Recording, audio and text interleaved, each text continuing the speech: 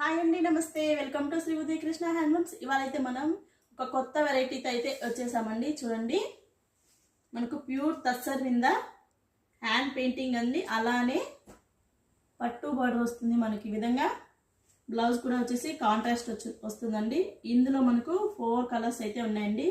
ప్రతి శారీ కూడా మనకు బాడీ కలర్ వచ్చి క్రీమ్ కలర్ వస్తుంది. బార్డర్ కూడా ఇలానే పింక్, బేబీ పింక్ వస్తుంది. పెయింటింగ్ మాత్రము మనకు చేంజ్ అయితే వస్తుందండి. చూడండి ఇలా. నెక్స్ట్ వచ్చేసి పింక్ కలర్.